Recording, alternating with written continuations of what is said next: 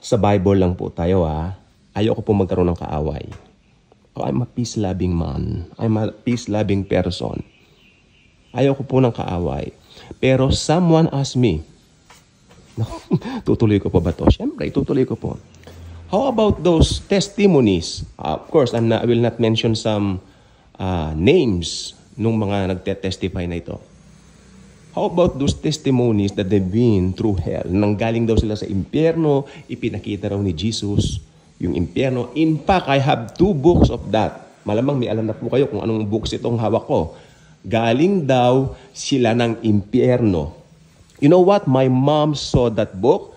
Sabi niya dun sa babae, dun sa cover, mukhang hindi gagawa ng mabuti ang babaeng yan. That's a lie, sabi ng mother ko, bilang Bible reader. Okay. May sinabi po si Jesus sa Bible. Sabi niya, walang bumaba sa lupa maliban doon sa pumanik. Diba? Pwedeng gawin nating other way around. Walang pumanik maliban doon sa bumaba. Parehas lang. Ibig sabihin, anong testimony yung sinasabi nila? Kung tutuusin, yung sinasabi nila sa mga testimony nila, nasa impyerno raw yung mga singer na sikat. Pag pinapatugtog mo raw yung mga awitin nila, lalo silang tinotorment doon. Kalokohan po yun Kasi dun sa kanila pong sinasabi, parang Gehenna yung pinaparating nila. Ang mga kaluluwa po ng mga unsaved ngayon, nandoon po sa Hades. Ang Hades po, hindi po siya fiery place. Pero ang Hades po ba lugar din ng pahirap? Of course. Pero malayo doon sa Gehenna. Yung Gehenna, wala pang laman. Hindi pa nalalantad yung Antikristo. Hindi pa nalalantad si false prophet. At naniniwala ako naman, malapit na po silang malantad dahil mararapture na po ang church anytime. Alam niyo po ba, sorry po ngayon lang ako nakapag-record. Inubo po kasi ako. I've been through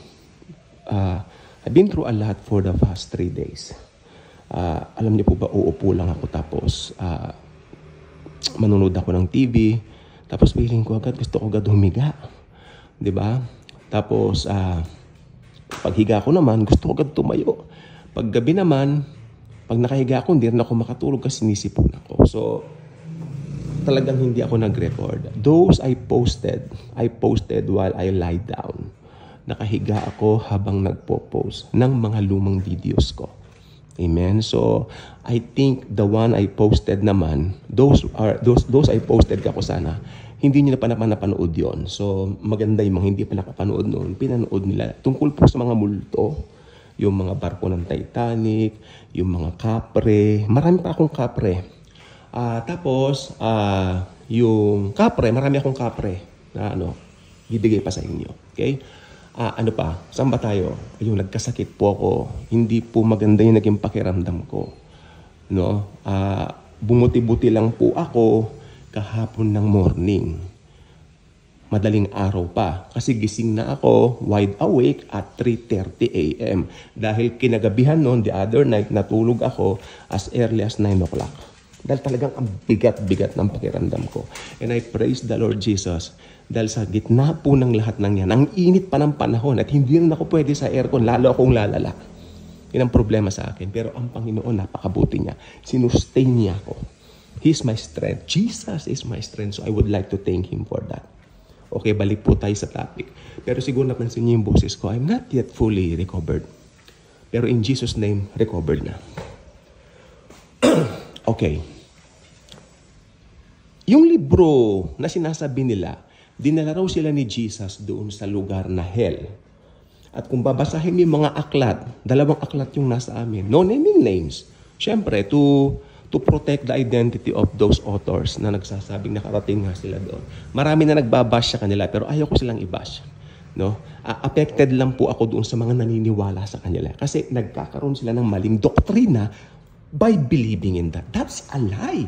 Pinapalabas ng mga taong ito na nandoon na raw sa Gehenna yung mga patay, yung mga kaluluwa. Hindi po totoo yan.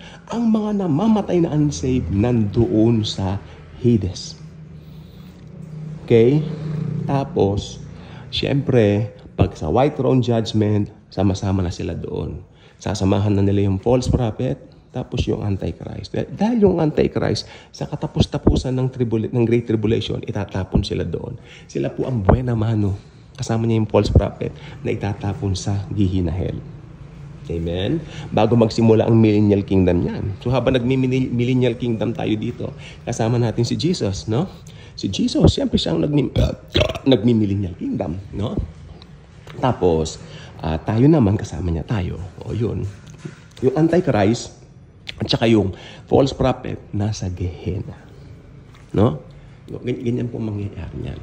So, ang mundong ito, talagang pasama na po ng pasama. Paiba na po ng paiba. Pero ang Bible po, maano po sa atin, mag-iingat po tayo sa mga paniniwalaan natin. Kasi we might have the wrong impression of things. That's why we really need more to study the Bible.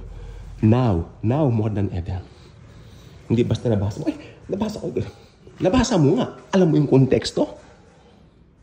Okay? Alam niyo ba sa wikang Griego, 3 ang wika ng impyerno. Hades, Tartarus, Gehenna. Sa wikang Ingles at saka sa wikang Tagalog, isa lang. Sa Tagalog, impyerno. Sa Ingles, hell. So, sa Griego, marami pong salin yan. Ito namang nagsasabi, iba nasa YouTube pa nga yung mga video niya eh. Sabi niya, nakita raw niya isang sikat na singer. Nandoon daw. Di ba? Superstar yan na singer sa Amerika. Nandoon daw. Pag pinapatugtog mo raw yung plaka niya kaya CD niya, lalo silang pinapahirapan. Saan na nakuha yung doktrinang yan? That's a big lie from the pit of hell. Dahil yung mga namatay na yun, mali mo, tumanggap sa Panginoon yun. Ba't mo hinuhusgahan? Mali mo, nakatanggap kay Jesus yun. Bakit mo hinahatulan? Di ba? Akala mo lang hindi. Pero oo. Hindi ganyan ang mentalidad ng isang mananampalataya. Ang totoong mananampalataya, kung alin lang yung nasa Biblia, doon ka lang. Huwag kang mag-go beyond dahil delikado. Maaring makadamage ka nang hindi mo nalalaman. Madadamage yung kanilang pananampalataya. At magkakaroon sila ng maling pananampalataya na ipapamana nila sa salit-saling lahi. Kaawawang mga nilalang. Kaawawang mga nilalang. So, ang mga namamatay ngayon na unsaved, nasaan? Come on, let us, sharp our memory. Saan? Nasa Hades. Ang mga hindi mananampalataya. Yung mga namamatay na believers, diretso po ng third heaven yan. Wala naman po tayong pag-aalinlangan diyan. To be with the Lord. Sabi nga ni Paul, hindi ko alam ang aking pipiliin. Ang manatili dito na kasama nyo, makasama ko si Jesus sa kabilang buhay. Yan ang nasa Bible. So, ayan po. Kung alin lang yung nasa Biblia, huwag ka nang umalis doon. Huwag ka nang maggawa ng doktrina na kung ano-ano. Tapos, ang pasaklap po niyan, may nakita ko nagba-Bible study. Nagba-Bible study sila. Ilan lang naman sila. Pero, may Bible. Tapos, kinuha niya yung aklat ng taong ito. Yung babaeng sinasabi ko. Na aklat. Yung testimony raw niya sa impyerno. Ganoon, pinapakita niya sa mga tao. Tinatakot niya yung mga tao. Meron pa nga silang BCD o DVD. I don't know. Pas tinatakot nila yung mga tao. Ito. Ganun ba ang Bible study? Hindi ba pag Bible study dapat ipagkalat mo ang ginawa ni Jesucristo sa krus ng Kalbaryo? Kung gaano kanya kamahal. Kung gaano kanya iniligtas sa kasalanan. Wala kang ibang itatanghal o itataas kundi ang finished work lang ni Jesus. Okay? So, ayun lang pong gusto ko sabihin ngayon. Hindi po ako nandito to attract enemies. I don't want to have enemies. Okay? I love everybody. Dito lang po ako kasi mahal ko po kayo. Ayaw kayong malinlang o maligaw ng mga maling turo at maling aral na ngayon po ay tunay na naglipa na sa sangkatauhan. Yun lang po. God bless.